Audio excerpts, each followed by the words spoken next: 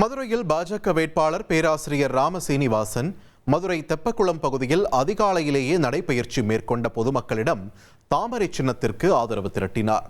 Walk with professor என்ற பெயரில் நடத்தப்பட்ட இந்த பிரச்சாரத்தில் நடைபயிற்சி சென்ற இளைஞர்கள் மற்றும் முதியவர்களிடம் தொகுதி மேம்பாடு குறித்து அவர் கலந்துரையாடினார். குறிப்பாக அந்த பகுதியில் உள்ள காய்கறி மற்றும் கீரை வியாபாரிகளின் கோரிக்கைகளையும் அவர் கேட்டறிந்தார்.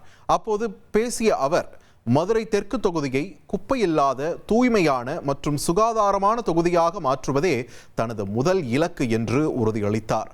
ராம சீனிவாசனின் இந்த மாறுபட்ட அணுகுமுறையால் தெப்பக்குளம் பகுதியில் வழக்கத்தை விட அதிகமான பொதுமக்கள் திரண்டிருந்தனர்.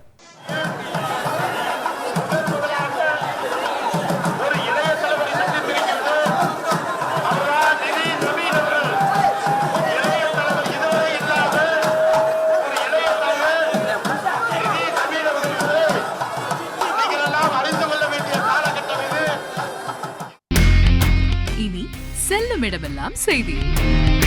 தந்தி டிவியின் வாட்ஸ்அப் சேனலை ஃபாலோ பண்ணினா செல்ல இருக்கும் இடமெல்லாம் செய்தி.